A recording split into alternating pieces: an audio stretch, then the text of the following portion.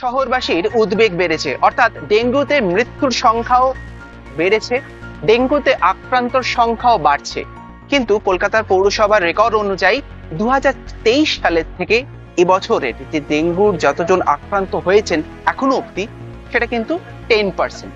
অর্থাৎ কতটা উদ্বেগের জায়গায় পৌঁছেছি।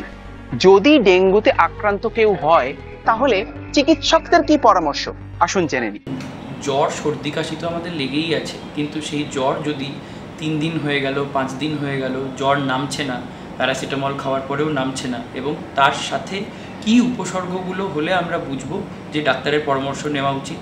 প্রথমত হচ্ছে যদি কোনো শরীর থেকে রক্তক্ষরণ হয়, যেটাকে আমরা ডাক্তারি পরিভাষায় বলি ব্লিডিং ম্যানিফেস্টেশনস, গায়ে লাল ছোপ ছোপ দাগ হচ্ছে বুকের কাছে বা হাতে পায়ে, মাড়ি থেকে রক্তক্ষরণ হচ্ছে, ঠিক আছে, পেচ্ছাপ পায়খানা থেকে রক্তক্ষরণ হচ্ছে, তখন অবশ্যই ডাক্তারবাবুর পরামর্শ নেওয়া উচিত। ছোট শিশুরা কিন্তু সেটা পারে না, সুতরাং তাদের উপসর্গগুলো তারা যেহেতু ব্যক্ত করতে পারে না, অনেক সময় রোগটা ধরতে আমাদের বিলম্ব হতে পারে, যেটা একটা ভাববার বিষয়। আমরা যেটা ভয় পাই পেশেন্টদের ক্ষেত্রে সেটা হচ্ছে ডিহাইড্রেশন, যেটা আমরা দেখি পিসিভি যদি নর্মাল রেঞ্জের থেকে আস্তে আস্তে বাড়ে, তার মানে হচ্ছে আমার যে ব্লাড ভেসেলস তার মধ্যে ডিহাইড্রেশন হচ্ছে বা ফ্লুইড যেটা সেটা কিন্তু কমে আসছে।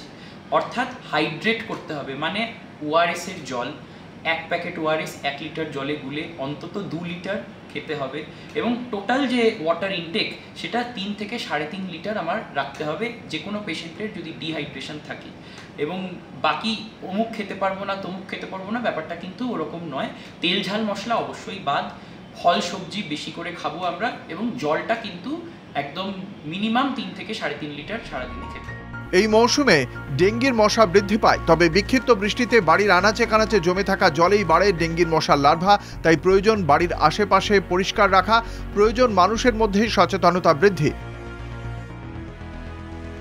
এই সমস্যাটা শুধু সরকারের নয়, শুধু কর্পোরেশনের নয়, এটা একটা সামাজিক সমস্যা।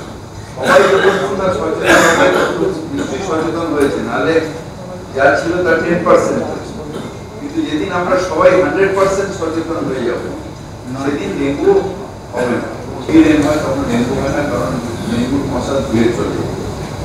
যখন এই বিক্ষিপ্ত বৃষ্টি হয় তখন ছাদে কার বাড়িতে টব রয়েছে, কার বাড়িতে ফুলের গাছ আছে, কার ভাঙা বাড়ি আছে। ইতিমধ্যেই ডেঙ্গি দমনে আরও জোর রাজ্য সরকারের। স্বাস্থ্য ভবনের নির্দেশিকা অনুযায়ী সমস্ত সরকারি হাসপাতালে এবং স্বাস্থ্যকেন্দ্র থেকে রাখা হচ্ছে পর্যাপ্ত স্বাস্থ্য ব্যবস্থা। বিভিন্ন পোস্টারিং, মাইকিং এবং ডেঙ্গি প্রিভেনশনের দিকে নজর রাখছে কলকাতা পুরসভা। এলাকার পরিষ্কার পরিচ্ছন্নতা বজায় রাখার জন্য এগিয়ে আসতে হবে সাধারণ মানুষকেও। ডেঙ্গুকে হারানোর প্রচেষ্টায় রয়েছে সরকার, এবং আমাদেরকেও কিন্তু সতর্ক থাকতে হবে।